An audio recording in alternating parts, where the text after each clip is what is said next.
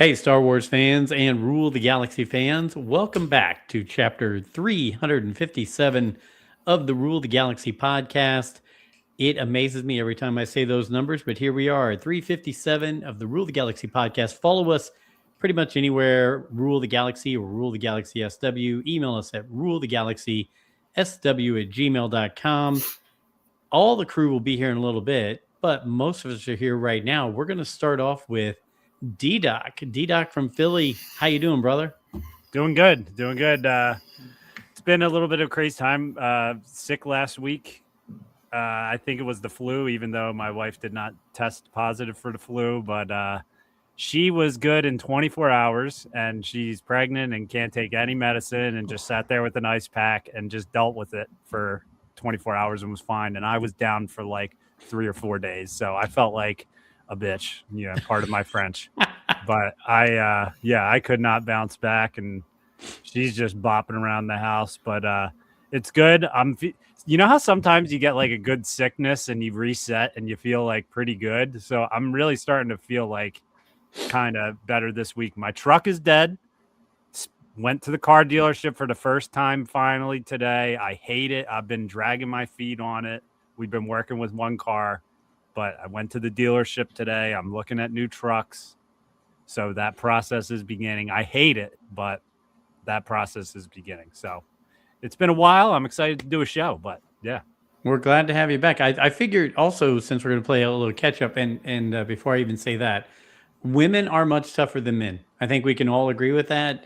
First of all, they birth children, which I could never even imagine. Second, I think you'd agree. They get sick, and like an hour later, they're like, "I'm fine." We are babies. I get sick, and I'm down for days. And so when you were mentioning that, I first thought in my mind was, "Yeah, it sounds about right." That's pretty much how it is. My wife laughs and goes, "You get sick, and you're a 6-year-old wrapped up in blankets, needing people to help you. She's getting sick, and she's taking care of the house still." So, yep, yeah. All praise to all the ladies out there. Also, though, to go back. I hope, because I think we haven't spoken that much since Christmas, maybe do a little show and tell. Everybody do a little show and tell with some things. Because I know, D-Doc, you had some stuff that you got at Christmas time. And Alfie, between the trip and Christmas, I'm sure there's things you would like to share. But D-Doc, glad you're feeling better. I might have a few things sitting here. Yeah.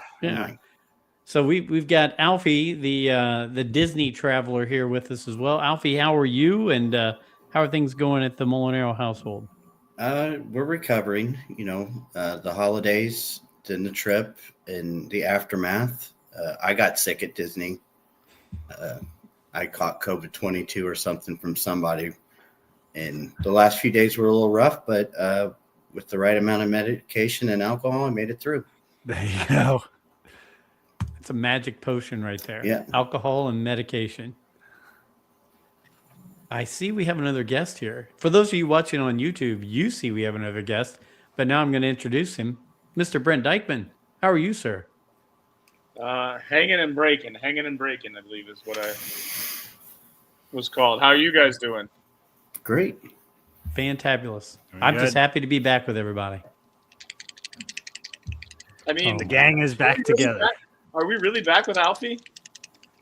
For the moment, I don't know if my internet's acting up or not, but I'm trying to hang in.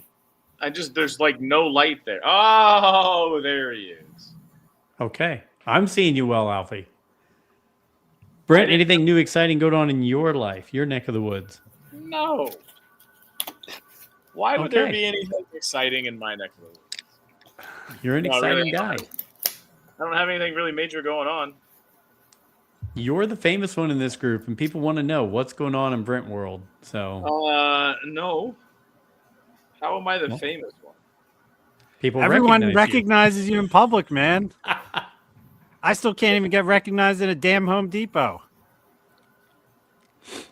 Well, I'm sorry that I'm special. One time I was lucky enough, Jason Hatfield, friend of the show and our puzzle giver here, who I've got all these puzzles stacked around me. When we were at the track, I standing next to Joey, and I'm used to either taking pictures of Joey with people or whatever. And Jason was like, "Hey, Joe." And I thought he's talking to him. He was talking to me. I looked. It's like Joey, go ahead. I got this one. I'm good. Me and Jason are going to talk. So it was really fun. But we do here in chapter 357 have so much to talk about. Probably do a little show and tell, like I mentioned, but there is news coming down the pipeline left and right about Star Wars, and it seems like it's a magical day because it's been trickling through, but today seemed like a waterfall of just things being talked about and posted and everything else. So I'm really excited to talk to you guys. If you're watching us right now, thank you. Like and subscribe on YouTube. We're on all podcast platforms of choice. So like and subscribe and follow us on a podcast platform that you use. But let's do this. Alfie, you were just in Disney. So wonderful time. Let's talk about what you saw, what you thought about everything down there, Galaxy's Edge, and then what did you bring home with you? Okay, so yeah, we were there for 7 days. It was great. We went to the Magic Kingdom twice, Hollywood Studios, and Epcot once. We rode pretty much everything at those 3 parks, except for one ride that I'll get to when we come around full circle. I gotta say, the Guardians of the Galaxy ride is amazing. That ride is killer. Ratatouille was fun. That was a fun ride. The Mickey Mouse train, that was fun. About the same as the Ratatouille. And Tron was out of this world good. We actually rode that twice. We had a fast pass the last day for it and stood in line for an hour and a half to ride it again. That's awesome. Love Tron. Yeah, that was a good one. Zelia got a little upset before that one. It was a little scary for her, but once she rode it, she immediately wanted to ride it again. I mean, Alfie, were you blown away when you were in that room and the walls are all fogged out, and then next thing you know, the fog drops off the glass and you can see all the cars loading up? Yeah, that was pretty awesome. That was a great techno music playing. I was really surprised with that one and Guardians because Guardians was like a 2-hour wait. We got in line at like, I think 8:30 maybe. The park closed at 9. You had to be in line by 9 and you could still ride it. But it was supposed to be a 2-hour wait, but it went pretty fast. Same with Tron. Tron was an hour and a half, and I think we might have stood in line for an hour. It moved quick. Yeah. The queue for Guardians keeps your eyes wandering, like there's stuff that you get to where it's like it kind of keeps you entertained while you're waiting for it. Well, that one, it seemed like, because the fast passes, or they call it lightning pass, whatever, you know what I'm talking about. I think they ended at 9. So once that stopped, the line moved really quick. And I will say that there was nothing, I think, that we waited in line for that the wait was unbearable as to where like the line didn't move. I feel like as long as the line keeps moving, it makes it a lot more manageable. Definitely. Yeah. Especially with kids. Come on, let's face it. Really, the lines weren't bad that weekend. Hollywood Studios seemed to have an average longer wait than for each ride, but really when you break it down, there's not that much left there. Seems to really be lacking Hollywood Studios activities and rides, entertainment. Yeah, it's very much under construction right now. And the park has a lot of dead ends. They're banking on Star Wars and I noticed that the launch bay is gone. I knew that went away a while ago, but I kind of missed that. At least that was Star Wars. Yeah, and the whole Muppet Courtyard is closed down. Yeah, that's gone. It seemed like a lot of stuff you were just walking through. It was nothing to do in that part anymore. But overall, it was a great trip. Azalea had a great time. It was her 7th birthday. We did it all. It was fun. Did you see that villain show that's next to the Rock and Roller Coaster? We did not see that. It's like hidden in the back corner behind Rock and Roller Coaster. It's actually a great show, but it's like the location that it's at. It's like you got to go all the way back to the corner to find it. We didn't go over to that part until like almost the park closed. because that was the one thing we didn't do was Tower of Terror. She did not want to do that, and the Rock and Roller Coaster was a late addition to her getting talked into riding. So we really didn't go to that part. So no, I did not see that. Yeah. It's like tucked behind it. You wouldn't notice it unless you were looking for it. It's a great show, but it's like it's just like hidden. And it's great that this news came out yesterday about Galaxy's Edge because we were just there, and I hate to say it, but it was a real letdown. It's just very underwhelming. Yeah. Rise of Resistance was broke down the entire day that we were there until maybe an hour before the park closed. And then it was an immediate 3-hour wait. Was it a 3-hour wait? I don't know, but that, scared us away from going in and trying to get in line. But like I said, it had the Black Star on the map all day long till about an hour before the park closed. That's tough. The Falcon ride is fun, but it's a motion ride. After riding Guardians of the Galaxy and Tron, and even like the Seven Dwarfs ride, I mean, that's really underwhelming. It's very dated. It's basically a 2-person ride because if you're not the pilot, it's not really that fun. I could agree with that. You do just feel like you're sitting there hitting a bunch of random buttons. Yeah, you're just watching them fly it. Down TIE fighters. We do have a resident expert on that ride. This is true. I'm not going to say it's a fun ride. I'm not saying it's a bad ride. I'm just saying it feels very dated. No, that's not already. your when Rise of the Resistance is down and the Falcon motion ride is your just one attraction in that entire land. It can't carry that land. No, it can't. You have 2 rides to carry it, and it's tough. I mean, Rise is closed at Disneyland for a while right now, and people think it's number one. It's maintenance because it breaks down a lot. Yeah, there's a lot of that was the first one to use those floor sensors in like the independent cars, and I just don't think it works very well. Yeah, I mean, I read too that the cannons don't work anymore. Sometimes they do, sometimes they don't. What I have read is like you can go on it one week and they're working, and then they just shut them down, and they try to get them working, and then they'll shut down again. Well, you mentioned Tron. I just keep envisioning that if they made one ride there that was like being on speeder bikes, like the Tron ride, oh my God, people would be coming unglued to stand in line for that. Yeah, I was thinking about that, and then also too, like do you have the Toy Story ride that's right there? That's just a ride. I mean, you shoot stuff with it, but wouldn't it be pretty awesome to have like a spin around shooter kind of ride like that? It doesn't need. It needs something besides the 2 big rides. It needs something mid or smaller to kind of fill in that space of time. Well, you mentioned the news about now original trilogy stuff being mixed in there and all that. Do you think, I mean, this is far-fetched, but do you think with them seeing that Batu being stuck kind of in the sequel trilogy era and switching over to this, do you think it opens any doors where they go, maybe we have to add some more stuff. Maybe we need to, get, something looking like Hoth in here, something looking like a desert in here, something looking like an indoor in here.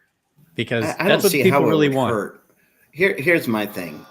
Like, you guys have all been to conventions with me, right? When I'm in the mood, when you set a goal and say we're going on this day, I rolled in deep to this place. I spent $0 at Galaxy's Edge. Is that the point of going to Galaxy's Edge? Not really.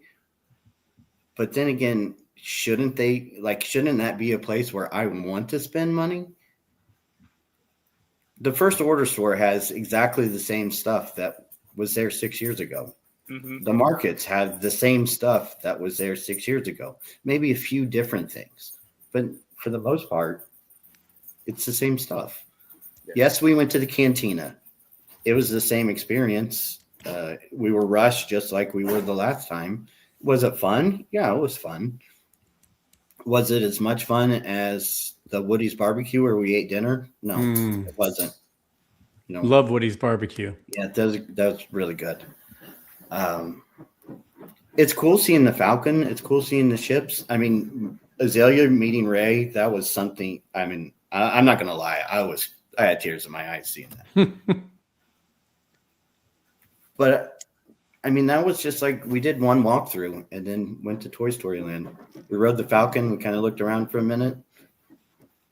Went to the cantina and then went to Toy Story Land. We went back later at night to take some pictures, but I bought stuff at the Tatooine Trader outside of Star Tours. I think all the other Star Wars stuff I bought came from the Tron store at Magic Kingdom. Interesting. Yeah, I'm in Star Wars land with a pocket full of money saying, give me something to buy. You know, do they need to have Black Series figures there? I don't know, but it's kind of weird that they don't. You know what I mean? Yeah. Why would I? It's like, because I was talking to Adam Parker tonight about this. Imagine next summer, the Steelers say, Joseph, you're invited to Heinz Field for the 100th celebration of the Steelers, right? This big, you're going to go there. But then you ended up spending your money on Steelers stuff at like Dick's Sporting Goods. Yep. It just doesn't. I know that's not the point, but at the same time, you're not enticing me to go back because it's the same exact experience. Yeah. Is Magic Kingdom always kind of the same? Yeah, but there's also a ton of stuff to do. So it seems like there's something new. It's got replayability. Magic Kingdom has unlimited replayability because it's just classic. Right. And this idea of having this, canon skin on this place makes it a real gimmick. And I just don't think it works more than a few times. I knew it was interesting when we were just there in August or whatever, that my kids, after about 10 minutes of us being in the cantina, wanted to get out of it. Yeah. Where I'm like, this is like a Star Wars themed room. And I'm like, they somehow didn't pull it off where they know parents are going to be there with kids. And the kids are just like, I don't want to be here because we couldn't sit down. The table's higher than their head. Like nobody knows what the food is. Yeah. Yeah. And it's like the food really there is like kind of like nuts and crackers and cheeses and stuff like that. You know what I mean? And I think there's one like where it's a pretzel with cheese or something, but it's like, it's not, I don't know. I thought that the last time. I'm like, it kind of stinks that my kids like don't like this, Right. We were just rushed to get out as well, where it was just like, all right, well, let's try to have a drink and get the heck out of here as quick as we can. Yeah. That's the first thing they say to you when they put you wherever is, hey, you have 40 minutes, which I mean, it's 40 minutes, but still it's like, okay. So like, you're basically telling me when I get here, I need to hurry up and leave. Yes. Brent, that was a great armpit shot. It's all good. I haven't figured out this new setup and where to put the computer at, but whatever. No worries. I'm trying to do Stormtroopers. I like it. I like the word. And I know I brought this up before, but even Robin said, because we stayed at the Art Animation Resort, and we're walking around taking pictures of Lightning McQueen and all these different things, and she said, we were looking at Ursula in front of a Little Mermaid hotel, suite or building, whatever. And she said, what if that was Darth Vader? And I was like, you fucking get it. It's like, how do you fumble this? This is exactly the way it should be. And she looked over and she's like our, car's part should be like indoor with the walker and stormtroopers. I'm like, yes. Yeah. That's exactly it. The place would be it would be packed.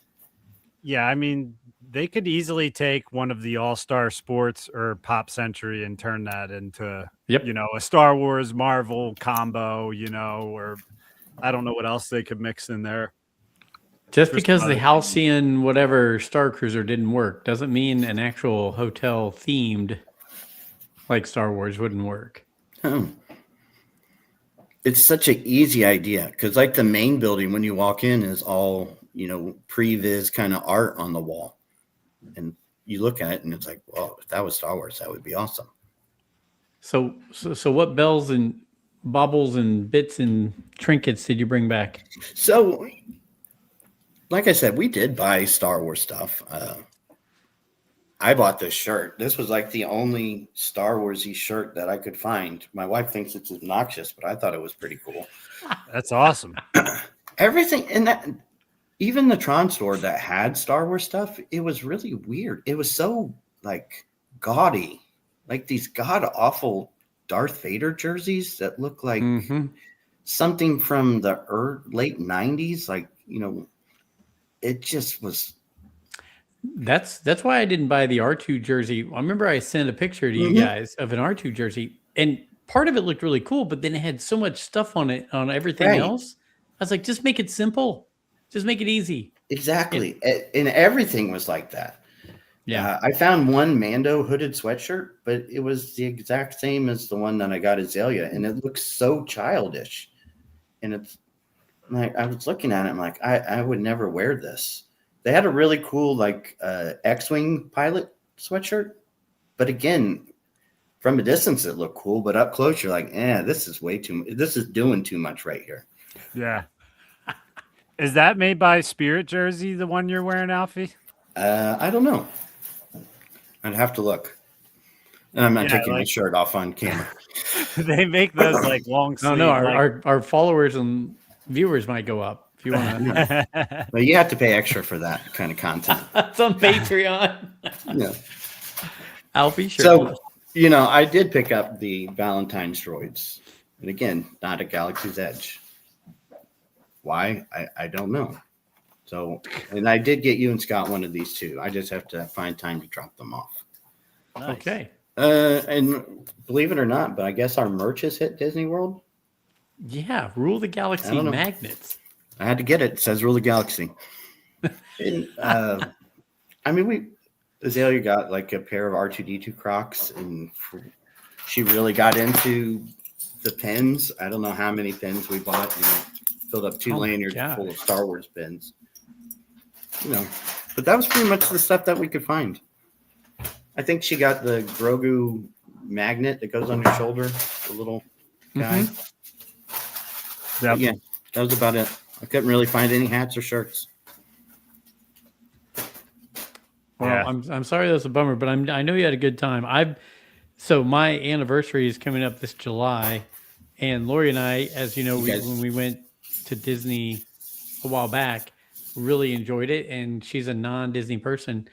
I've been trying to talk her into going down there for like 3 or 4 days and checking out Disney stuff, just me and her for our anniversary. So flights are a little pricey in July, So yeah, they have some deals going on right now where if you book 4 days, you get 2 days for free at hotel and Disney, which is like, Meg is looking at them. I'm like, there's no way we would go this year, right? I'm like, we're gonna have a baby, and she's like, what's the big deal? I'm just like, okay.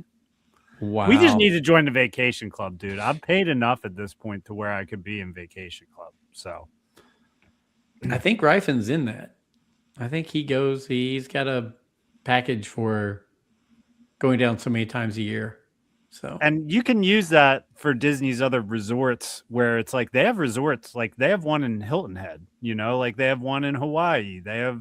You can use it towards a cruise. Like you don't just necessarily have to be like, all right, I have to go to Disney World every year. You can use it for other, you could go to California or whatever, So, all right, I was responding to Alfie there. He was texting or sending us a message.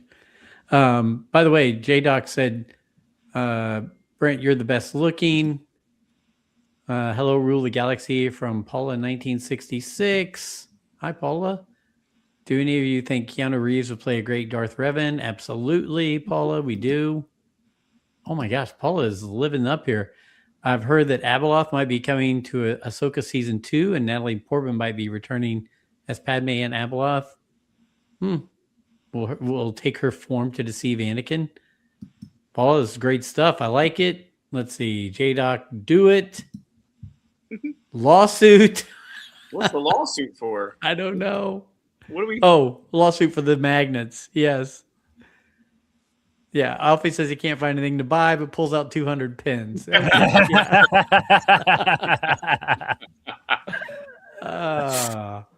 Yeah. No, that's good stuff. Alfie, you did some show and tell. I'll do real quick. Scott Rifen got me and Alfie the Christmas droid at Disney. I've got Alfie's droid here. Let's see. Tom Line found a very discounted Captain America right there for me. So took it out, messed around, put it right back in the box so it looks nice and brand new again. But these are pretty nice where you can take them out, put them back in. I like that. And still looks mint in box. I don't know if I showed this before, but I wanted to show it again because my wife and I put together the Tantive 4. How great is that set? It's a great set. It's fantastic. Love it. And it's really, it was a lot of fun to put together. Alfie, you got to unmute on your screen because I'm trying to unmute your mic and it's saying the person chose to mute themselves. Oh, I did choose to mute myself. And last but not least, we did also after the Tantive 4, we did the Star Wars logo Dude, Lego that is set. so clean. It is very nice, very clean. Yeah. Are you going to show them the secret hidden Easter egg in that? You guys mentioned it, and I don't know where it is. What is it? It's on the S, on the top of the S. Flip it over the top of the S in that compartment. There's here? So right there, right where your fingers are at, one of those. There it is, right there. Oh, the Star Destroyer following the Tantive 4. Yeah. That That's is cool.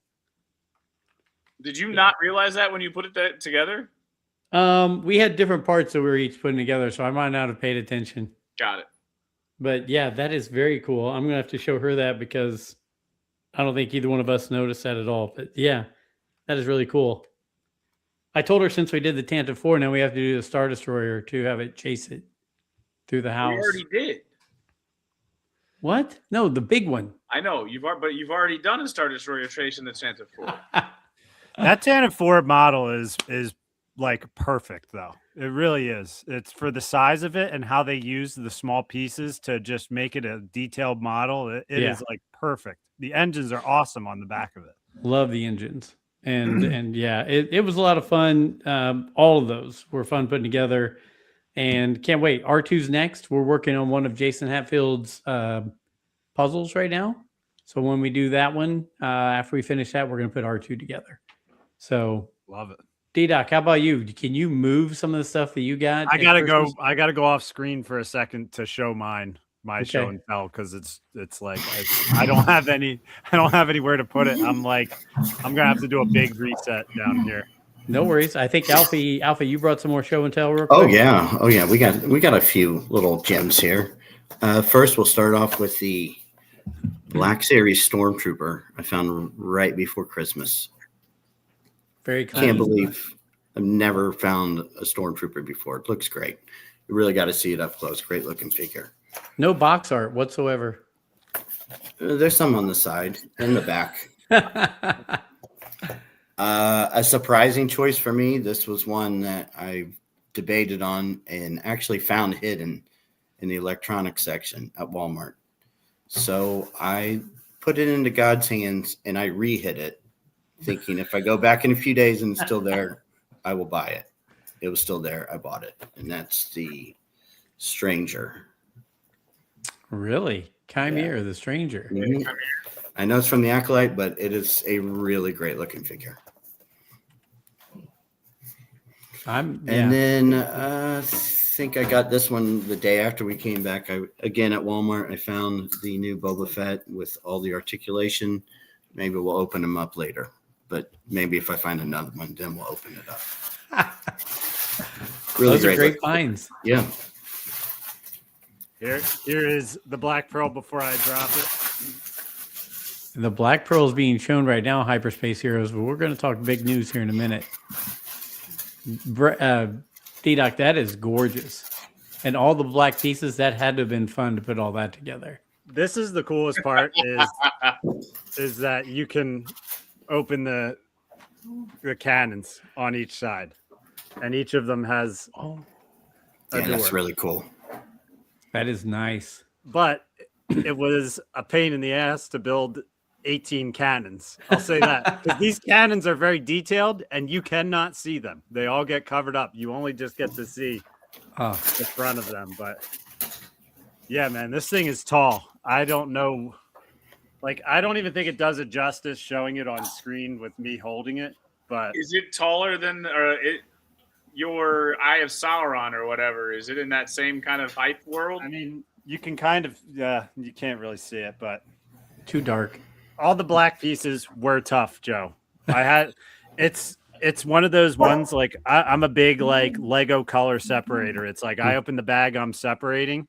It's like with this, it's like you just got to separate similar sized pieces because a lot of them are. But Lego always finds a way to incorporate random colors to help you in the beginning of ones like this. But yeah, this is cool. This is a very good set. It's like a 10 out of 10 set. I have zero complaints about this thing. Nice. Hey, by the way, your pod racer video is doing very well. People are really liking that the post you sent my way. So yeah, very cool video. That's a cool one. I just matched it up while I was opening that. It's cool to unbox something from the late 90s, early 2000s. Yeah. The quality of it's amazing. You're saying it was Wizard? Absolutely. Wizard Annie. Brent, you're making stormtroopers right now? Yeah, I mean they're terrible right now. White is hard to paint, and so I've gone over with white, but then I got to touch up the booty with the black to try to highlight the black. Then, if you can see how nasty the white is, I got to go back over it with white once I'm done. So essentially, this is where I'm at with, and it's just kind of batch painting. This is where I'm at with. I just got to clean them up. They're very cool. Now, I got to say, Brent, you have some show and tell, too. You weren't just painting stuff that had to do with Star Wars. You mean this guy? You were building some Legos. I know man. And we got a staff rider. You got clone troopers, too, right? Yeah, I do. You got a staff rider. And then you got a clone trooper riding on a bark speeder. Are those Phase 1 clone troopers in that? I'm not sure. You got a Coruscant guard. No, they're Phase 2. You got a Coruscant guard. Nice. Love it. So I got a bunch of minifigures. Oh, and some B2 battle droids as well. So Are we a Lego club now? Are we the 4 Lego club members of Rule the Galaxy? It's looking that way. Wow. Never would have thought 6 years ago. I just buy those packs when I see them on sale, man. Keep your eye out for the battle packs. I just buy these when I see them if they're on sale because you can't beat it. There's a local store called like the Block Party. Mm-hmm. It's a party, and they are a buy, sell, and trade anything Lego. I mean, they have a $3,000 Boba Fett minifig. Or at least they have a price of $3,000. Like that, That's right? the OG. Yeah. Cloud City. That kit that my daughter got me for Christmas was on sale there for like $50, but you can still get it at the stores for like $25.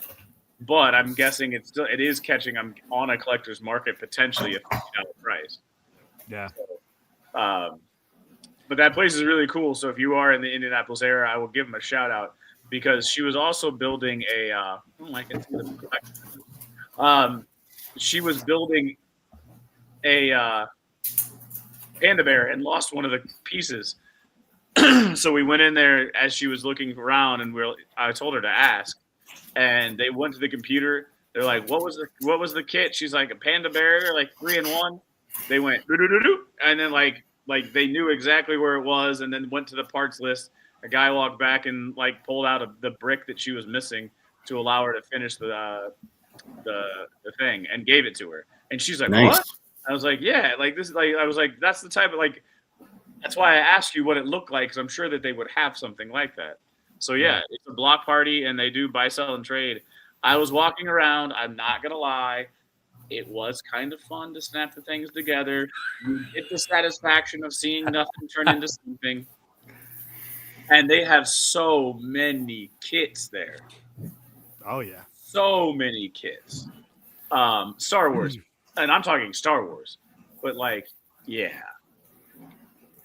Yeah. So Crazy. I could see myself doing more. I know. I will. I'm hooked now. You guys got me hooked. An occasional Black Series and Lego. That's where I'm going. I can do the helmets. I think I could do the helmets is like where I would go next. Are you guys near the Schererville? No. Schererville, Indiana? Mm-mm. No, why? US Route 41? I think that's There's- up near Chicago, isn't it? There's a one of the bigger Lego YouTubers just opened a store in Indiana. That's why I was curious if you guys were close because they just had like their grand opening and it's Schererville, Indiana. But yeah, I guess not. But isn't it funny that like it's being left up to like the public to open good toy stores now? Like essentially like like this shop that Brent just went into. Like I'm seeing a lot of like Lego collectors opening their own stores now. Like it's happening with Pokemon cards. Although a lot of them, the problem is a lot. I see a lot of them will get robbed now, which is a problem because once people steal from you and then go sell it on eBay or whatever, it is a problem because there's security. It's not like they can pay for security at these places, but it's just funny to me that it's like the corporate giants can't see like better ways to make a toy store that people are interested in because it could work. Yeah. Toy Story, where art thou? Didn't Michael Havens, didn't his place get robbed in Tennessee? Yes, it did. Yeah. I mean, I think when people know you have the high dollar collectibles, whether it's Star Wars, whether it's G.I. Joe, whether it's Lego, whatever. Yeah. What is this? D-Doc equals Darth Doc. A Lego Sith has been operating in secret without the knowledge of the RTG Council. He's got this all. Great call, J-Doc. Hey, let's talk about KK. Let's talk about KK, Filoni. What's the other person's favorite name? Topics. Lynwyn Brennan? Is that right? I think. Yes? No? What are we talking about now? I don't know her name, and I keep like president. Was she the understudy? Lynwyn Kathleen Brennan. Kennedy? Yes. So that happened. I mean, that's official now, right? It's all over the place. They published an article, I think, that everybody's running with. So yeah. Oh, she's stepping down this week. Broke tonight. It broke tonight. She's done this week. Yeah. She came out in Deadline. I mean, she said she was stepping down within the year, as like a hot minute ago. Well, look, for as much as we bash on her, some good things have happened while she's been there. Let's face it. Force Awakens, Rogue One, Clone Wars Season 7, Rebels. Rebels was her, part of that, Andor. Nobody watched that. Nobody watched that. What? Rebels or Andor. Well, whether they watched them or not, I at least liked them. They were good quality, Correct. I thought. So, Correct. Mandalorian, that was under her watch, right? So while we've had misses such as The Acolyte or other things that maybe didn't hit the way we wanted them to, and Last Jedi and The Rise of Skywalker, I mean, I guess if you were in that business, as Mike Tomlin would always, let's get a winning season, right? Let's go 9-8. I'd at least say she went 9-8 and crept into the playoffs, right? I mean, I don't know if she crept into the playoffs. I don't know if she pulled a Rasputin, Steelers Rasputin. She did. I'm going to agree with you. She did do some really great things. Force Awakens, Rogue One, solid. Yeah. Last Jedi made a lot of money. Mando was a big worldwide hit. Andor was critically successful. So yeah, look to the positives, right? I'd say Rogue One is at least winning an AFC championship game. See, look at that. You know, that's at least AFC championship. Yeah, It's one of my top. I mean, I don't know if I could say Super Bowl because that's just like forever classic. Although Rogue One is like kind of forever classic for me. But I'll go on the record and I will say Force Awakens. If you're saying AFC Championship game, I would say Force Awakens was the divisional round, so the round of the playoffs. Because I really did have a lot of excitement coming out of Force Awakens. Yep. I love it. The Force Awakens did its job. It did. And like you said, maybe nobody watched Rebels, but I think the people who love Star Wars, I think the Rebels are very popular in the Star Wars community. Maybe not in the secular non-Star Wars community. No, I will agree with you there. The Eastern Orthodox? Yes. The Eastern do you celebrate Star Wars Day or do you celebrate May 25th? You know, you've got the Eastern Orthodox and the secular style. So I think for some people, right there, and I think it's an age thing and it's a generational thing and it's the on-ramp thing that we always talk about, right? So for certain people, no one watched Rebels, but the people that did watch Rebels, that's their stuff, right? One of the guys that I go to, that I play the game with, he is a Rebels lover. He is actually now turned into an Ewok cartoon fan as well. The guy who got the screen. I don't know why, but but yeah, like, so he really loves it. So I think just like I would say, is Clone Wars? No, Clone Wars was prior to it started. Except for season 7. Yeah. Right. Okay. Yeah, it's interesting. I mean, part of me is nervous for Filoni as we enter this new era. You know, it's like I'm a little, you know, he obviously had to have wanted this if he accepted the role. If he didn't want it, he probably wouldn't have done it. You know what I mean? So he must have a vision. I'm excited. I'm excited and nervous at the same time. You know, Change I don't want is him difficult. to get bashed if he doesn't do great, you know, but it's hard to be the king, you know, or the queen. Yes, heavy as the head wears a crown, right? Yeah. So, look, I'm excited.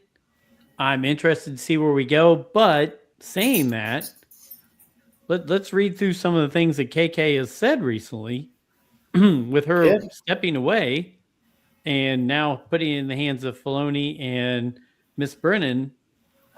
James Mangold's movies are on hold, but the script is incredible. Incredible. Best thing they've ever read. Have we heard that before? Yes. Filoni Mandoverse movie put on the back burner. Okay. Alden Ehrenreich was put in an impossible situation. I mean, there's some things now where it's like shaky stuff and bringing back things that we all knew. I mean, everybody knew, and Alpha, you've talked about it. Going in, you're thinking there's no way Alden Ehrenreich is going to pull off being Han Solo. But by the end, you were like, all right, I can live with this guy doing this. Okay, we can go forward. Yeah. And don't forget, you know, he's the one who went to her and said, you got to rein these guys in. Do you have any idea what they're doing with your money and your time? I mean, that's just the truth of it. He went to her and said, you know, they're making, you know, the Channing Tatum 21 Jump Street Star Wars. Is that what we're doing here?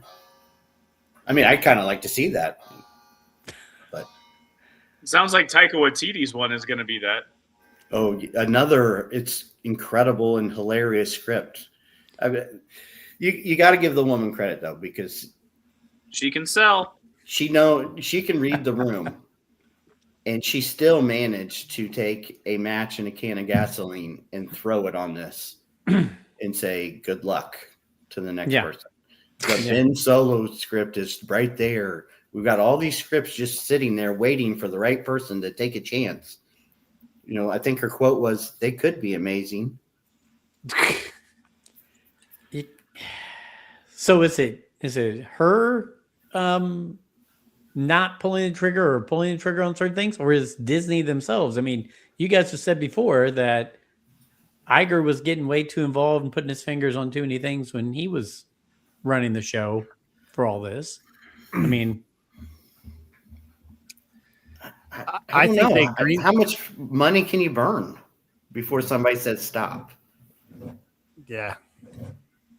I think he got I think he became too afraid to fail and let them keep creating things and let it keep dying. Like I think that's like it's almost like you kept the illusion that these are possible and you're going to make it, and then when push came to shove, it was always this might fail. Let's not do it.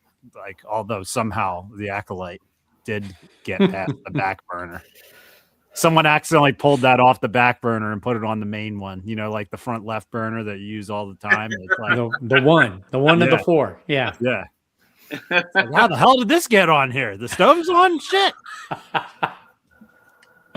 Another thing that was brought up is Simon Kinberg's movies are now the new trilogy. I mean, I completely forgot that Simon Kinberg was even doing a movie, honestly. Yeah. Is So this much. the Jedi Order? Yeah. Who knows? What happened? She didn't mention the Rey movie either that Daisy Ridley keeps talking about being incredible, having an incredible script. Yeah, I don't know. Look, I'll go down the Mike Tomlin again, equaling out to Kathleen Kennedy. Winning program, did enough to get by, did some good things, did some other things you question and look at and go, what were we doing here? But hey, she put in her time and effort. I applaud her for that. I wish her the best. And like I said, change is rough. We don't know what's going to happen now that the doors have been opened to other people to do this. So I'm sure she did the best job she could do with what she was given. So we'll see where it goes. But guys, somebody asked us online. I think it was somebody asking questions. What with Filoni now running things? What do we expect to see more? What do we expect to see less? You know what? I can say two things I want: more movies in the theater. I don't care if they're 3 years apart, just like they used to be. That's fine. Just give me a good movie in the theater and give me some anticipation for the next one. And let me see some good animated series on Disney Plus or Disney whatever, to where it's filling in the blanks and giving us some fun in between. That's what I want to see. Yeah. How about you guys? I'll go on this. I think one of the main things I want to see is I want to see Luke, Leia. I want to see these characters recast and put into things in live action. I think it's time to do that. I think you can write new stories. Everybody says Filoni's one-dimensional towards Clone Wars and everything like that. I think it's time to get back into some of the older stuff or dig into some of these old, Knights of the Old Republic type stories. Use some of the lore that you have in the books that have been written in the expanded universe and work off of some of that, because good stories exist out there.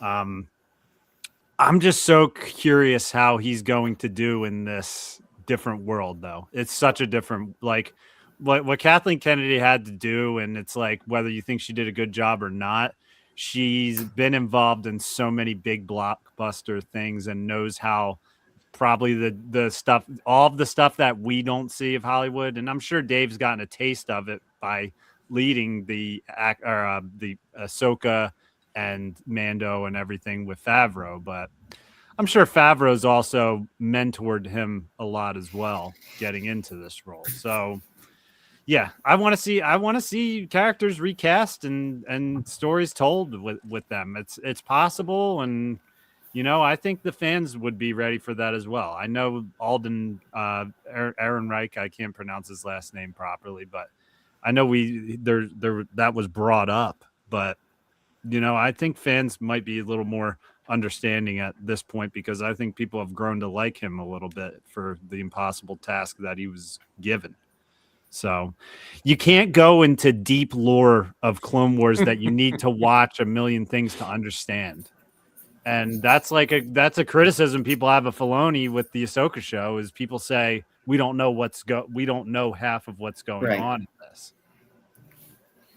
So I think you've got a pretty decent cast already, and I'm with you. I'd say start making some stuff. Don't let them go to waste. You got a Luke, Han, Leia, Lando. It doesn't have to be your big focus, but make something out of it. Yeah. Go for the easy wins. That's what I'd like to see. Is let's start off with a few easy wins here and build it back up. Yeah. I mean, Plagueis would be easy step one.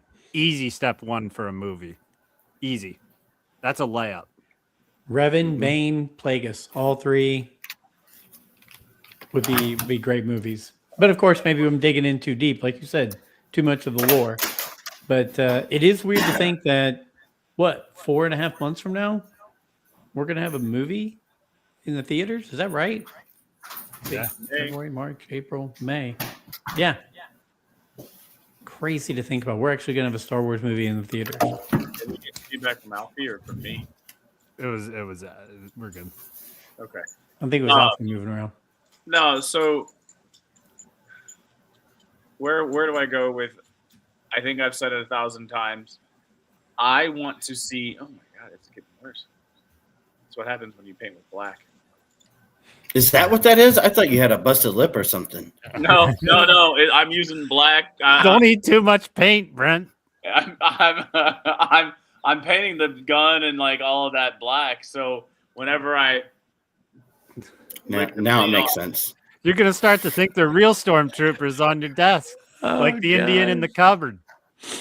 So, anyways, I want to see news stories adjacent. Now, could you take like news stories in visual, right? So take the Darth Bane. I'm fine with Darth Bane. Take that one, put that one into visual. I want to see the other cells from like the Rebel cells that are building. I really like that timeline. I want to see news stories that are adjacent to the stuff that we have seen. That's the hard stuff. That's the stuff that people think about because it's not the regular stuff. But they did it with Mando. It was adjacent. And it worked for the first couple seasons, right? The problem with Plagueis, I like in current world, you're talking ideal world. In current world, if you take Plagueis and run Plagueis, it's not going to fly. Because they already showed Plagueis. And as soon as you run a Plagueis show, there's going to be the segment of the population that is in love with the Acolyte that will then hate on it, and it would just create strife again. I don't think Plagueis is an easy win. I could see Darth Bane being an easy win because that one's so long ago. That one's in a book form that there's only certain people that have read them. The Drew Carpishian fans would love it, but that's also a small segment of the fandom. Because books, let's face it, books are probably more than comic books, but we're talking like a mouse fart to an atomic bomb, I believe is what we say when we talk about like how good things were. Yes. Isn't that what Mark? Duck fart. A duck fart. Duck fart compared to an atomic bomb. Yes. Yeah. So while I understand that you think Plagueis is a great novel, I think what has happened to Plagueis is he will be remembered, and a segment of the population will not let that die. And so I fear the split of the divide would show itself again. Yeah, it's a tough task. But Plagueis would just need to be a movie that just has a beginning and an end, and that's it. It's one movie. It's Plagueis. It starts the story and it ends the story in one movie, and that's it. It doesn't need to be two movies. It doesn't need to be a trilogy. You could tell it in one movie and be done with it. You could, but I'm telling you, there are going to be some people that are the fans of that show that will have a problem with it and like, well, if you could do it in a movie, then why did you just do The Acolyte? And you know that I'm right. Oh God, I didn't even think about like Acolyte fans pushing back against it. That's what I was talking about. Yeah, well, they put a half-assed version of that storyline into it, though. Like they can go pound sand with that pretty much. But they will pound sand, and you'll read it, and then you'll get frustrated by it. I'll love it. I will. I mean, It will fuel me. Like, yeah, I look forward to that day. And there's only like 12 of them, so it's not gonna be that big of a backlash. I mean, I've read a handful of comments the past 2 days about, the 5 people that are upset with the Galaxy's Edge music being replaced because that's their most favorite Star Wars music of all time. There's always going to be people like that. Who cares? Yeah. I think it's an easy win because it's already written and you don't have to have some hack spend, years and years and years trying to make a script of it. That's what I mean by easy wins. You've got something that's already there. You don't need 13 writers in 5 years. And plus you have the excitement of seeing a young Palpatine and having someone play that role, like, which I think could Matt Smith. I think it could put asses in the seats. I think that part of the storyline, like, I think that is your for that to be a successful movie is you putting an awesome trailer out showing this is how Palpatine became Darth Sidious at a young age. If you show that in the trailer, and it would be a darker movie, and show maybe a different side of Star Wars, which it seems like they're kicking the tires on. It sounds like they're going to make Death Troopers. Yeah, that was a talking point. Yeah.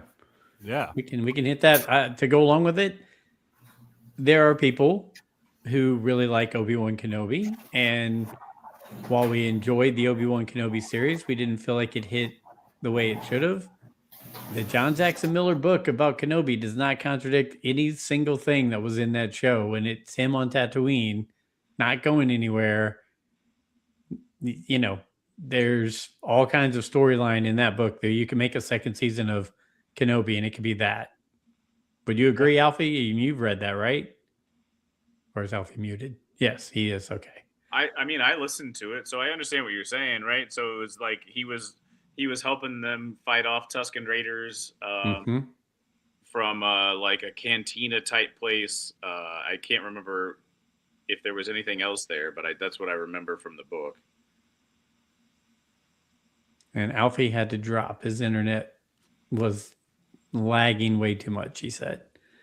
Yeah, so I mean, there are some easy wins, and there's some easy wins to where people who've been fans for a long time, people who want some, let's face it, Brent, those stories we talked about, Revan, Bane, even Plagueis, 99% of the people who go see Star Wars movies have never read those books. Right. So that would be new to the mass, the mass society of people who'd want to go see a Star Wars movie.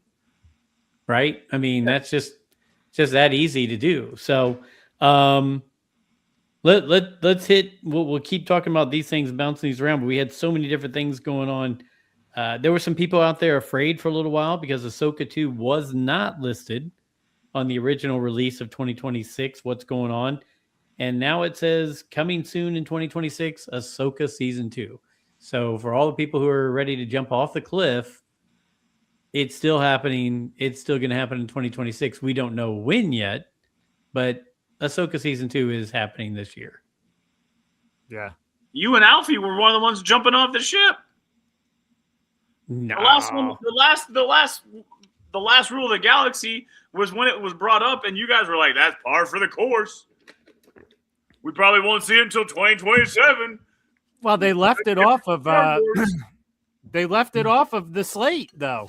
Oh no, it was Doc and Alfie. They were. We have Kevin Davis 8646 asking us, do you think Star Wars fan base would support a Lando film if it came theatrical? If you had Glover play Lando in a movie, absolutely people would go to that. So see, again, that was another bomb she dropped today, was that Donald Glover submitted a script.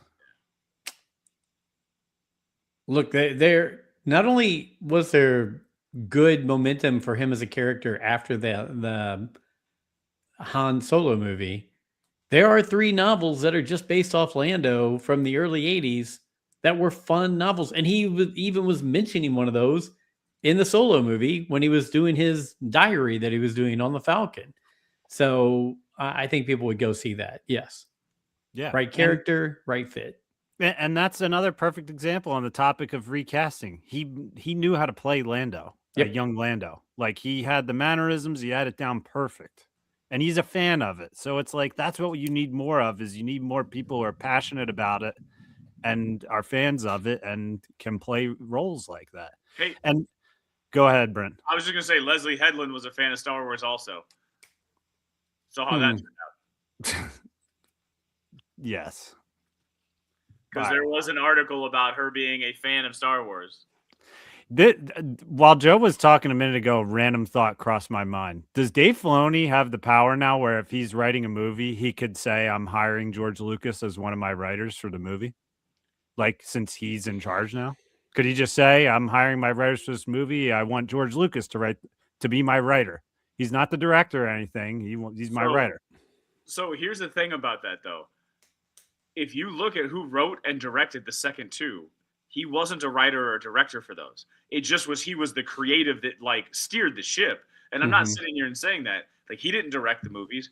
I don't believe he wrote the movies. Now, he might have wrote The Phantom Menace and directed The Phantom Menace. But like the second 2, Empire and Return of the Jedi, and I could be speaking out of turn, but he didn't have a writing credit on it. I think he had, he laid out like bullet points and a draft of what he wanted in it, and then he had people write it. And he had other people write it, and like obviously he was there. Obviously it was his brain. This is not trying to diminish Lucas. What I can see him doing is just exactly what I was saying, is have him around. Yeah.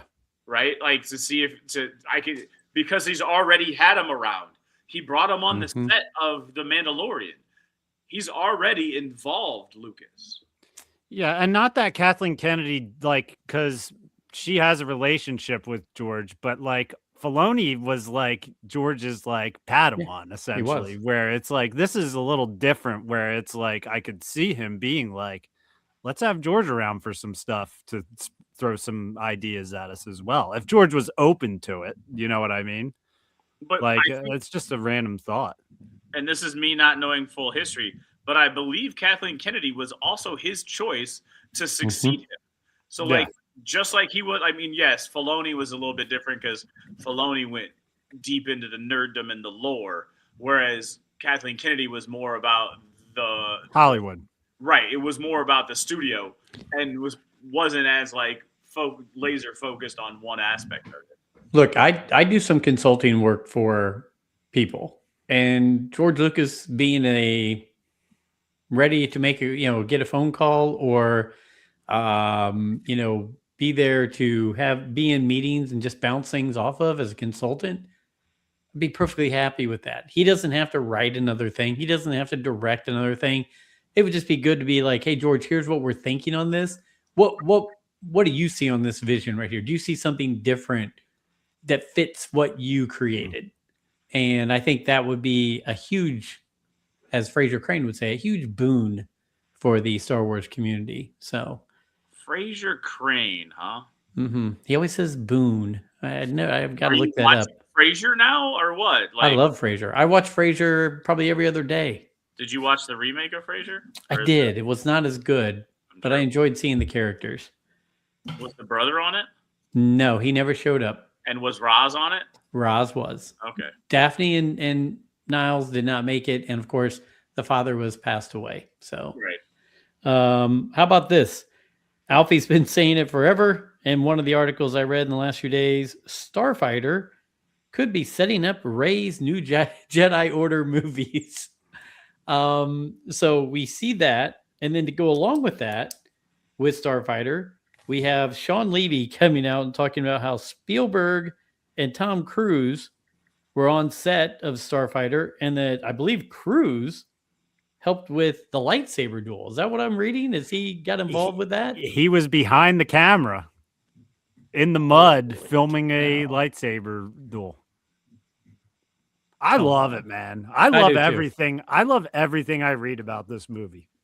So, you know, the hype train D-Doc, that's, you know, he was a big train rider when he first got on Rule the Galaxy podcast. Brent taught him a thing or two, but I'm telling you, man, I'm in the front of the train shoveling coal on the Starfighter movie. I'm putting too much coal in. The engineers told me to stop because the train's going too fast, and I just keep shoveling. Oh You're Back to the Future train throwing to get it up to 88 miles an hour. Yes, I'm all in on it. I mean, when I hear stuff like that, I'm like, this is awesome. How does it not get you pumped? I mean, really? Now, when I watch that whatever lightsaber duel happens in it, I'm gonna be like, Tom Cruise was holding this camera in the mud. Did you read like the details of the story about how it happened too, Joe? Like, no. Levy said that he's like, Tom, like, what do you think about this shot? Why don't you like get behind the camera? And like Tom Cruise like was in like nice clothes and everything, and they were in like a muddy, wet area. And he said Tom Cruise just went and like got in the mud and got the camera, and then he was like, I like this. And next thing you know, they were like, let's just do this, you know? Which is awesome. It's like, it's great. You know, I want to see Tom Cruise in Star Wars now. No, see, that's just it. Like I with Levy being involved and Filoni being involved and Favreau being involved, I envision literally I can see Tom Cruise coming in. I can see Keanu Reeves, who has said over and over again he would like to be in Star Wars. And honestly, I wouldn't be surprised if Ryan Reynolds or Vince Vaughn, either one, got involved with Star Wars at some point in time, just because of their connections with these people. I'm calling my shot. Some of those people are going to be in Star Wars movies in the future. I love it. Bring people in who are famous and passionate about Star Wars. It's a pretty easy format. It is a good formula. And weren't we? I mean, I thought we were told beginning there wasn't going to be any lightsabers in Starfighter, and now we're being told that Tom Cruise is involved helping film a lightsaber scene in Starfighter. So it's crazy how the changes occur, or how the stories come about. The turntables have turned. How the tables have turned. We got to be due for a trailer for that pretty soon, right? Have they wrapped filming on that? Yeah. They wrapped. It's in post-production right now. We got to be due for a badass trailer. I bet it'll probably be a May the 4th trailer. Did they say when in 27? It may. Oh, so it's May of 27? It's going to be when because I believe April is Star Wars Celebration, the 50th anniversary in LA, which we'll all be there hanging out by the pool, having fun. But at the same time, when you're independently wealthy, we'll take care of it. I'll hit the lottery before then. All right. But you know they're going to be showing little snippets and everything there a month before. Yeah. But it'd be great. When I want to see a trailer for that, when I go see Mandalorian and Grogu. That would be awesome. I go into Mandalorian and Grogu and I get 2 minutes of, I don't even care if it's sizzle reel stuff. 2 minutes of Starfighter. Just see the Lucasfilm thing come up before the Lucasfilm thing comes up. I mean, you want to talk about people losing their minds. Yeah. There'd be popcorn thrown everywhere. Yeah. I don't care if it's like 15 different shots of like someone packing a bag and then turning. And then it goes to someone else like getting in a cockpit and pressing a button. Like, that's it. Like, I don't care. I just want to see it. I want to see what it looks like visually, because it's like I'm just trying to picture what this movie is going to be and just how it's shot, and I don't know. I'm excited about it because I know it's going to be fun and intense at the same time. So, and Tom Cruise film part of it. That's hilarious, and it will be part of Star Wars lore forever. Yeah. Now, am I not mistaken? Is Super Bowl sometime where they're going to possibly have a Mando Grogu like real preview, or That just crossed my mind while we were talking about this with trailers. I'm like, are we going to get something Star Wars on the Super Bowl? We should get a real like trailer for that where it's like maybe showing a little more plot lines into the trailer, you know? I don't want plot line. Why do you want plot line? Riddle me this, Batman. Like, what do you want from the plot line? Why do you want to, like, I don't want it to, I guess what I'm getting at is I don't want a traditional movie trailer that gives every goddamn thing away. And I know. I agree. I just want to see some sign of like a villain in this and like a task. That's all I want to see is some sign of direction. But at the same time, I could also be like you're saying, Brent, I could also be very happy going into it like totally blind and just dealing with like, because that's all we've gotten from this, even with the different trailers that we've gotten from it. It's been all sizzle reel. Mm-hmm.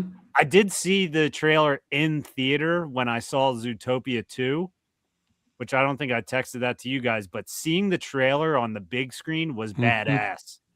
Like the one shot they had of like the N1, I think it was do they show the N1 starfighter flying over like a beach at one point from like a top view down, or is it the Razor Crest? I'm not sure which one it is. I think it's a Razor Crest. I think it was a Razor Crest. Yeah, but like it looked so good on the big screen. Like it felt like if seeing it in theaters, it felt so movie like seeing that trailer where I was like fired up watching that. So I'm going to pull us away from this real quick because one, Kevin also asked, do you think Dana Walden and Josh D'Amaro are going to co-CEO of Disney?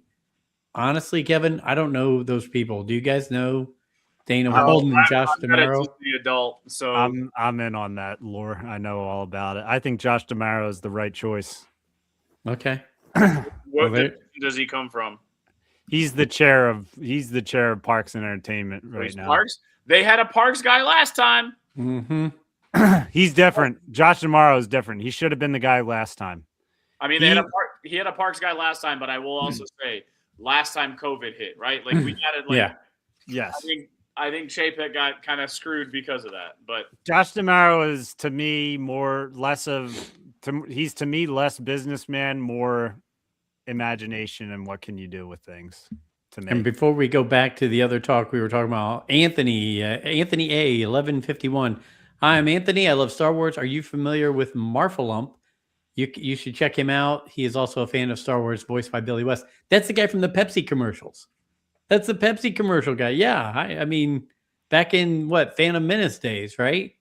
When they came out with all the characters in the Pepsi cans. Yep, that's Marfalump. I had to look it up. I knew who it was, but I didn't know he was voiced by Billy West. So Anthony, thank you for checking in. And Kevin, thanks for checking in with those comments as well. But Marfalump, there you go, Pepsi's. I remember that commercial. I was like, what are we watching here? Yeah. Give me a Marfalump character. Let's go. Make one of those up. Hey, real quick, to go to a side thing of Asajj Ventress, because I saw that Amazon has her Black Series, the new Black Series of her up. You can get on Amazon.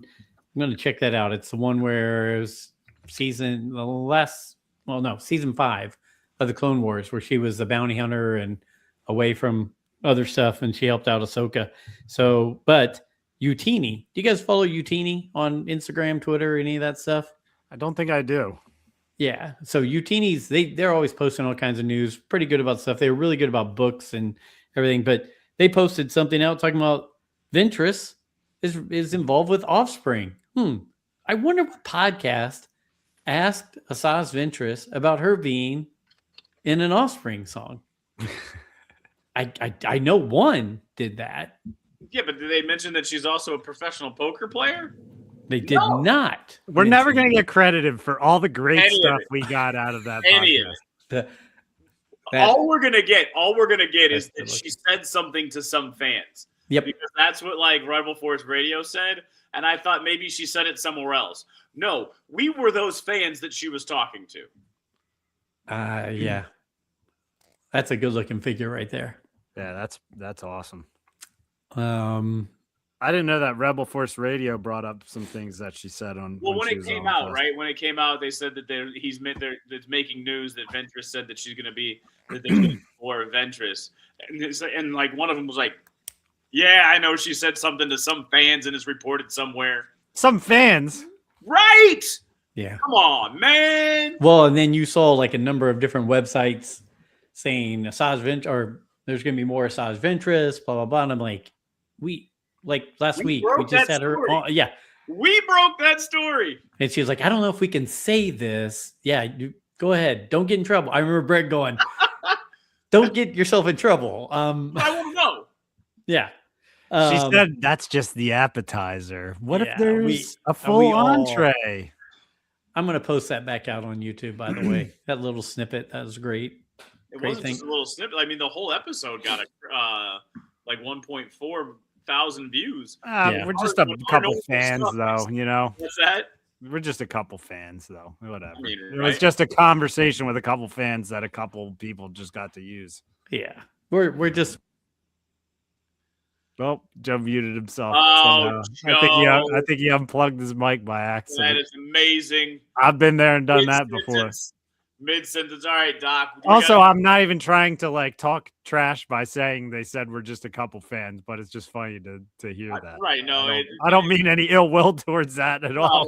it was just like once I heard it, I was like, oh, maybe she said it somewhere else. And then the more I looked at it, I was like, no, she only said it on our show, which I think is awesome. I think it's awesome. We had the perfect timing too.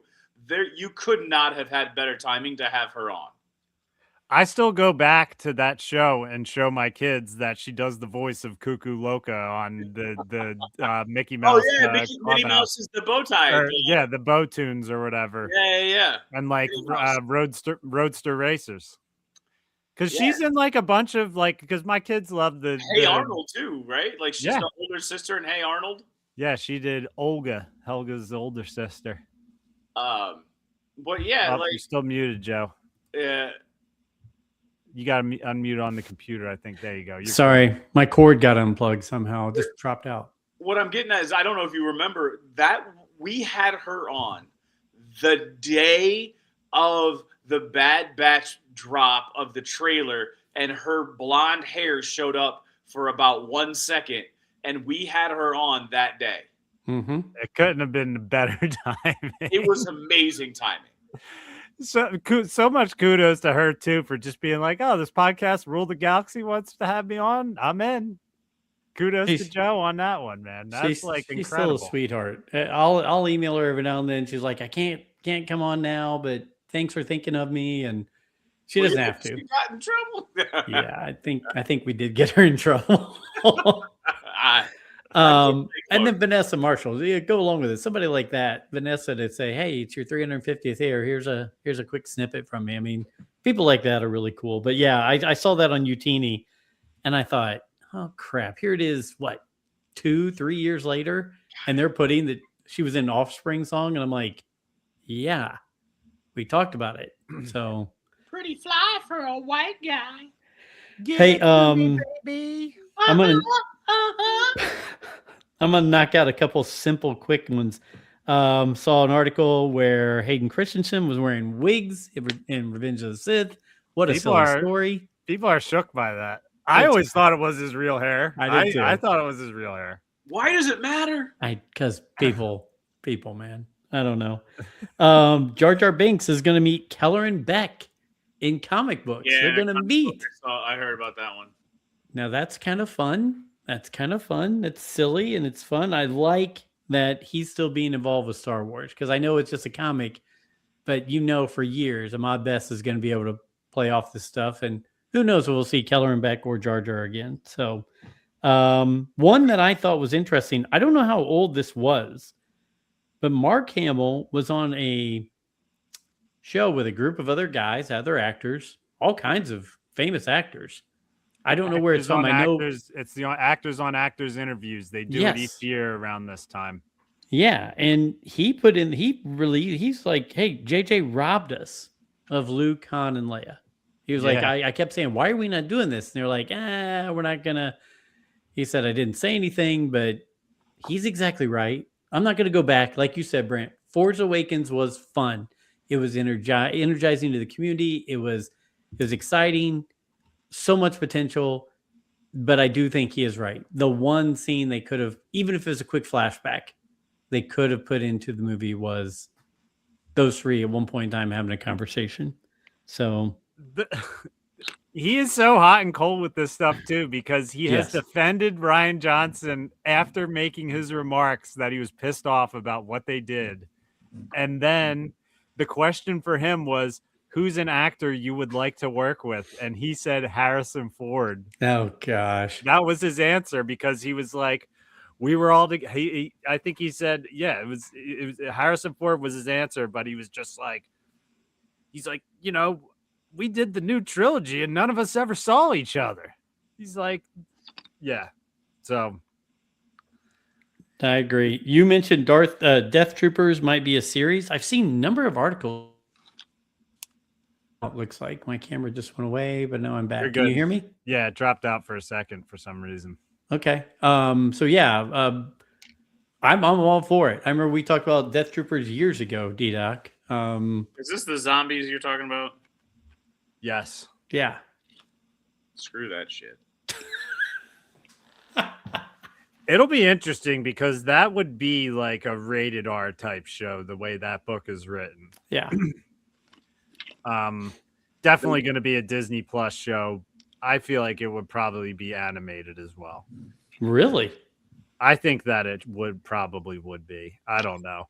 The Marvel stuff that they've done with like zombie stuff, that's never done it for me. You know, like I've never watched any of that where they have like Captain America like coming back as a zombie and everything. Like I just haven't been into that kind of thing. I wasn't like a Walking Dead guy or whatever, but Game of Thrones is technically a zombie show, kind of. So like I don't know. I can do zombies when it's done right. I didn't know guess that. the White Walkers. Yeah. Yes, but they weren't. It's like 15-20% zombie, I'll say.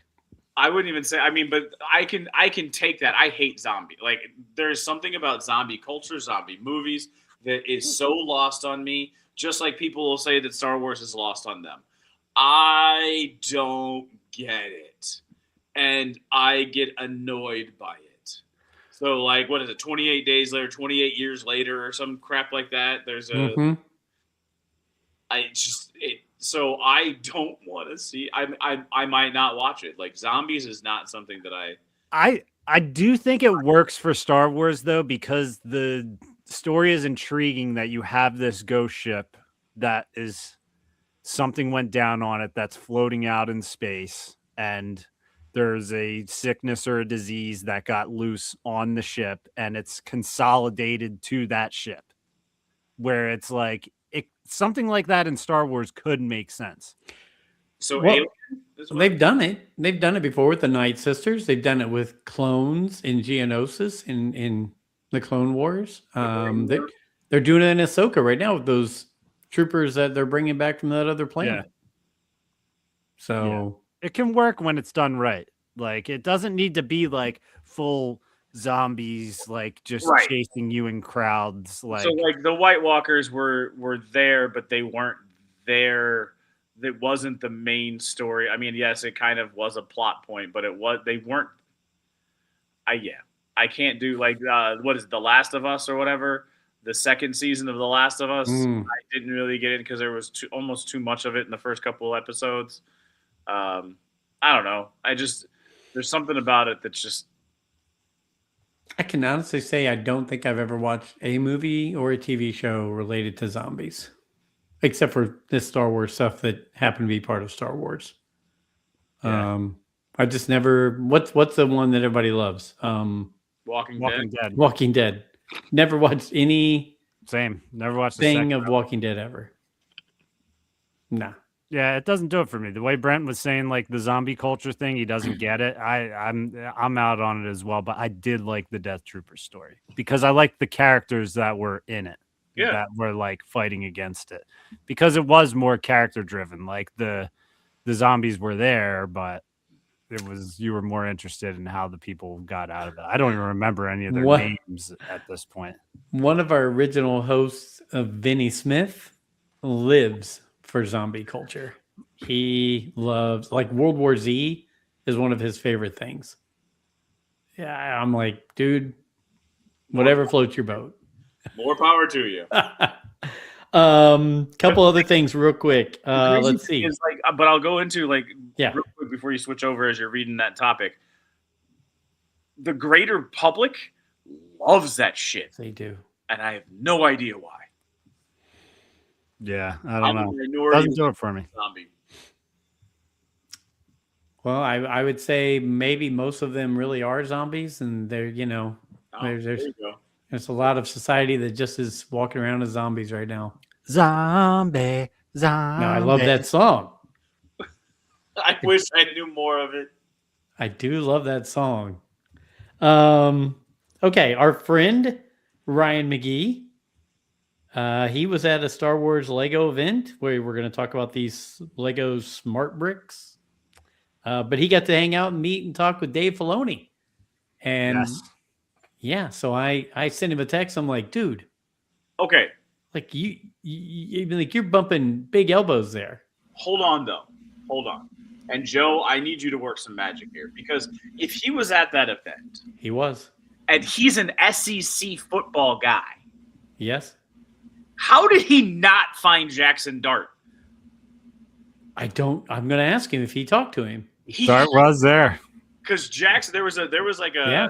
a Facebook video, and it was I would be in a dream. So they, if anybody hasn't seen it, they made a human-sized Lego cockpit, Yep. and there was a Lego game, and you could sit inside the Lego cockpit and control the X-wing on the trench run and shoot down TIE fighters while you're in the cockpit wearing the helmet. And they showed Jackson doing that, Yes. and that's amazing. I'm going to check with him on that. Hey, I wanted the Steelers to draft Jackson Dart for that reason right there.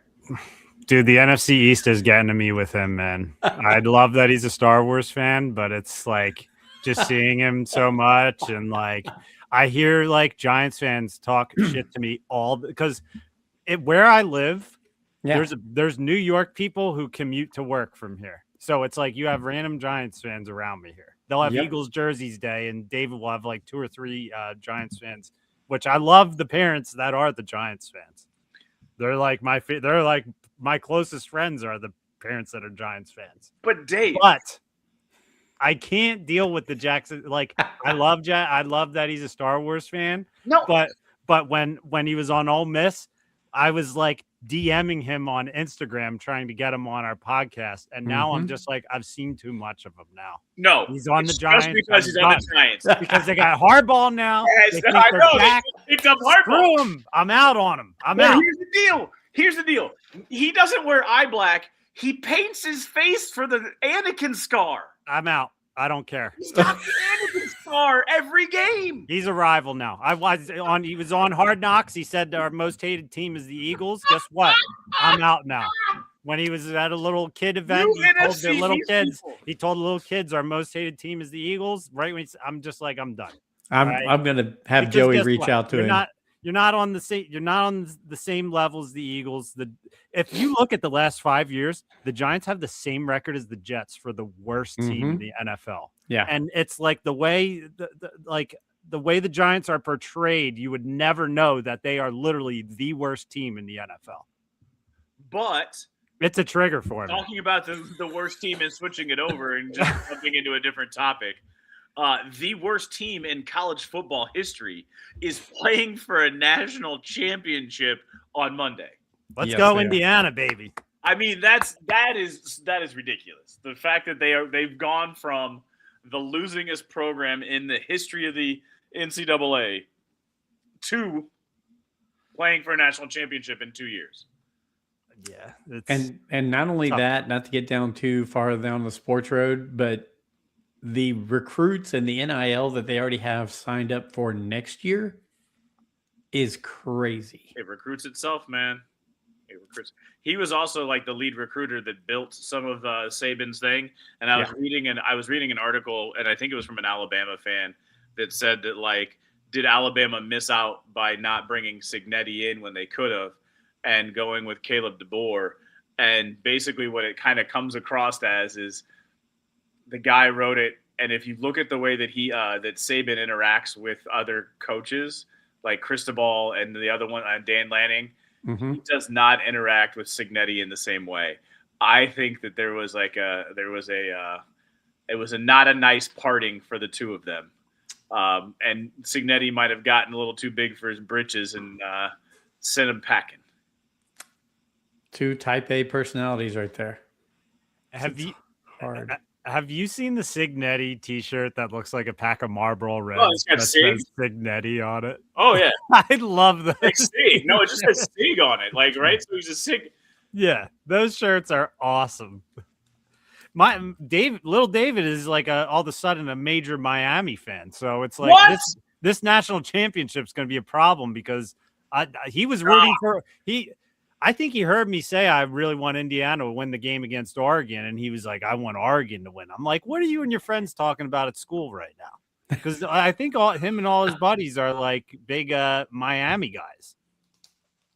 They all drinking the Yoo-hoo out by the teeter totter. Here's the thing. Everything that you said about Jackson Dart, I'm out on your son right now. I'm out. I was a fan. I watched the Little League. I watched him play. I watched him grow up. He's a Star Wars fan. I'm out. He says he's like if I'm good enough to play college football, I'm going to go to Miami. I'm like, well, guess what? You're a ginger. You better bring your sunscreen, buddy. I love it. Wow. Now we're out on Jackson Dart. We're out on David. I'm not out on David. I'm not out on David. But. So let's talk about the Lego Smart Bricks. I was keeping up with you and Alfie. This thing looks like a mess. Yeah. Like super expensive. Like while we're all getting addicted to it, while Brett and I are like, oh, I'll dabble with it. Now all of a sudden they're releasing these things, and weren't they pretty pricey and some light up stuff? And what's going on here, D-Doc? Yeah, it's expensive. It's just I've known about these these smart bricks leaked like well over a year ago, and there's been a lot of speculation about it, and people leaked that there was going to be an X-wing that was going to be about like yay big, that was going to be very expensive because it comes with the smart brick. So we'll see. I don't think it's going to be successful. I feel bad because like it's something like Lego's passion. I'm something passionate about. Like Ryan McGee was there. I think it's awesome that he was there. You know, I support McGee and everything, but it's like it's just something that I'm not a fan of. I know it's not made for me. It's made for kids. But another thing that people in the Lego community have a problem with is it's like you're not supposed to have things making noises on Lego. You're supposed to play with them and make the noises yourself while you're playing with it. Like it's not Lego is not like technology unless you have some motors like running stuff and you're building things like sure, whatever. But I don't know. Lego is in such a weird place because like I feel like they don't know what to do with themselves sometimes, and everything's just gotten so expensive. Like it's just weird. I don't like it. I don't think I'll be buying any of it because I wouldn't be playing with it. Like I'm more of a Lego display guy. But the nice thing is a lot of Lego play sets are also very displayable as well if you're a fan of Star Wars. So Star Wars is the only thing getting these right now, and I don't know. It's cool, I guess. I mean, the ships look terrible. Like the cockpit on the X-Wing is like, yikes. But I don't know. What's interesting is the trademarks on all of it is from 2022. So it's like, I think they've had these made for a while and were nervous to release them because I think they were afraid of what the public's reaction would be to it. But that's just like hot take. I don't know. Maybe they just trademarked it in 2022, but the figures like have these scannable QR code things all over them. So they kind of did it before with the Mario stuff. I don't know if you guys ever saw the Mario figures that scanned the plates that they would jump on. No. There was a Lego set where you could build your own. You could build your own level, and I believe it was a Lego set where you could build your own level and then scan it in and play it on the Switch, if I'm not mistaken. Yeah, the Mario stuff, they dabbled into technology with it, which like Lego's done it in the past. They've tried to do things before where they've worked in like Bluetooth and robotics and everything, and it usually just doesn't seem to pan out. It usually just comes back to square one where it's just people just want to build the Lego and they're happy with it. But I mean, I guess as a company, you want to try to take leaps and you know, do different things sometimes. So we'll see how it goes. If kids love it, then it's great. You know what I mean? Because that's what it's geared towards. It's geared towards kids. So if if parents are spending the money on it and they're going to fork up $160 for the Lego throne room where you can hear the lightsabers make noise because there's a smart brick, then good. Joe Doc's chiming in. They're trying to replace Lego Mindstorm robots, which I think were a better tool. Mindstorm was so if you go through the technology thing, Mindstorm was a programmable robotic. They used it in like tournaments. So robotics, getting into the weeds of it, there's a thing called First Robotics. First Robotics is a robotics competition. The first robots are made and designed. They cost about $20,000 to $30,000. You work with a high school group that works with a like. This is what Joe does for school, so he's going to let that's you why he talk knows about it, right? This. So I'm talking. That's the big ones. These things are about the size of a go-kart.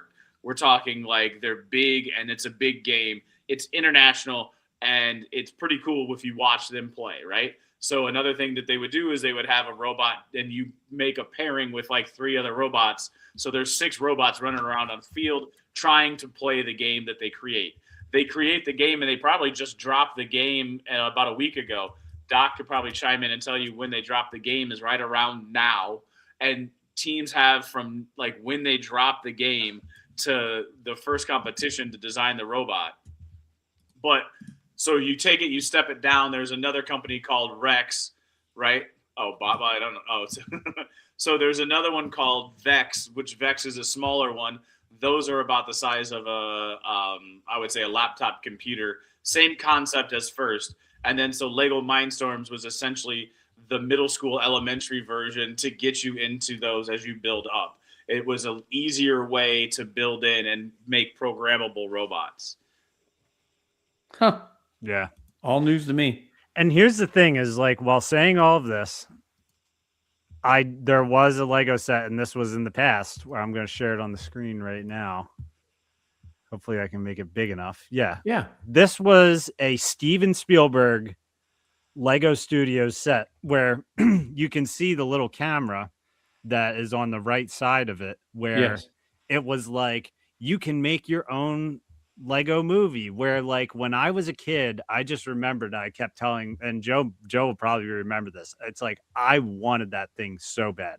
I have no clue if our compact computer could have handled the camera that it came with, because it was like, a webcam, what is this? Like, you can record things on your computer. But I just remembered when I was a kid, I wanted it so bad.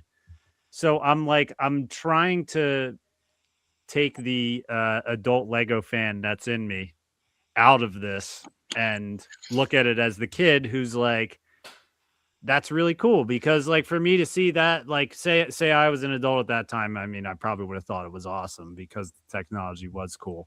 But it's like Lego's dabbled with technology, and I don't know. It'll be interesting. The smart brick just ups the price so much, and it's like, for me, it's not even the smart brick. It's just how expensive Lego is getting.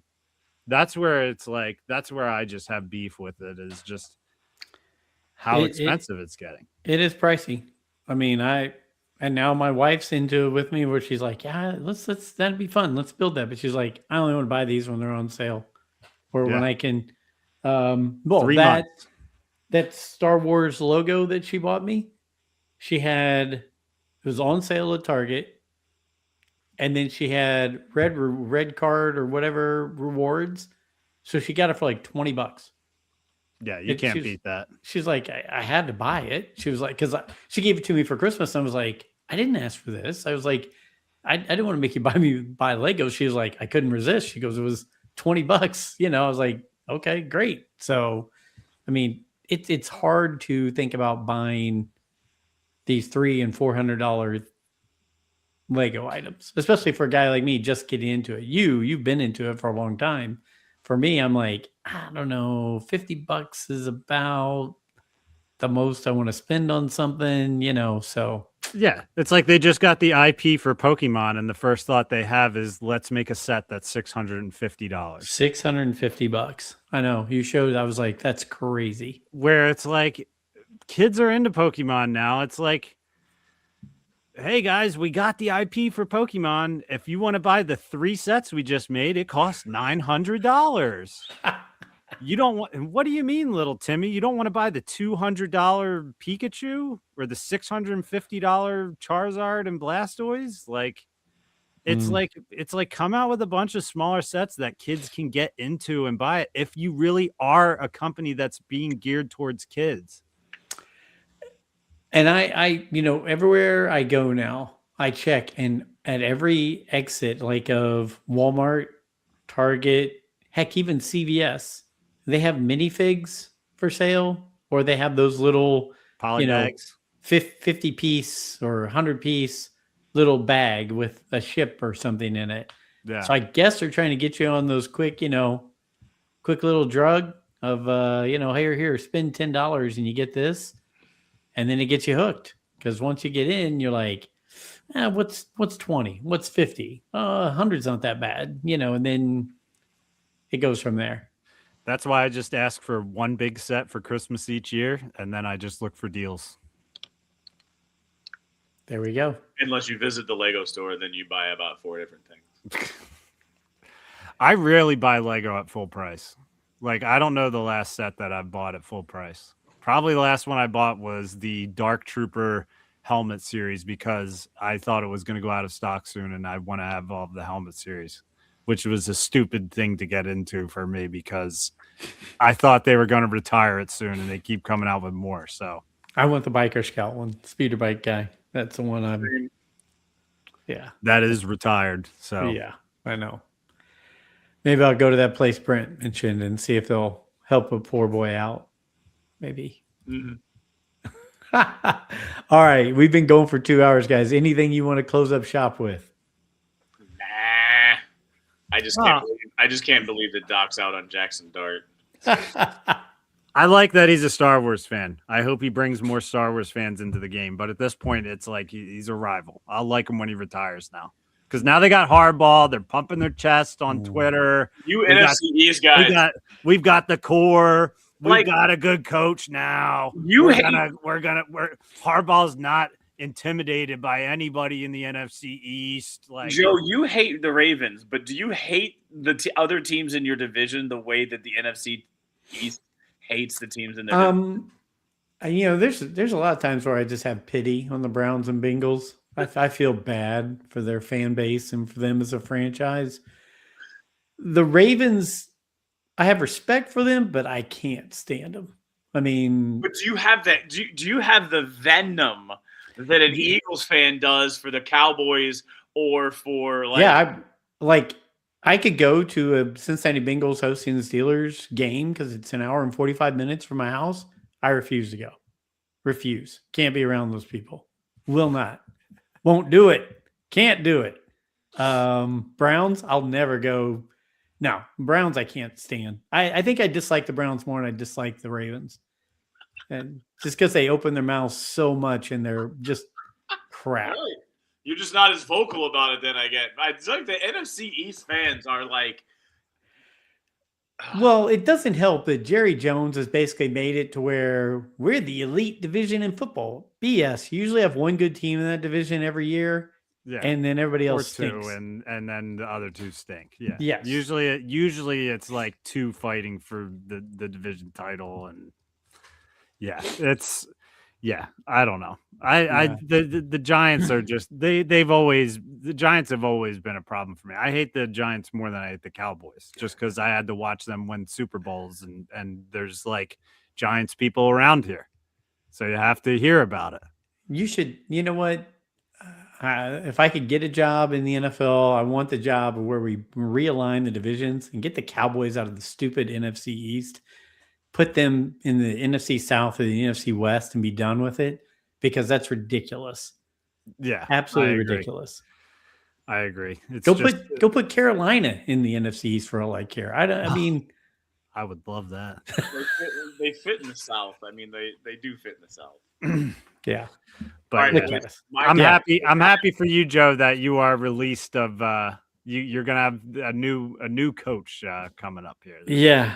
You know what? New Filoni and them taking over Star Wars, and somebody new taking over the Steelers. Let's see where it goes. Brent, go get a good night's sleep. You got work tomorrow. D-Doc, we'll catch up soon. Guys, be good. Till next time, may the force be with you.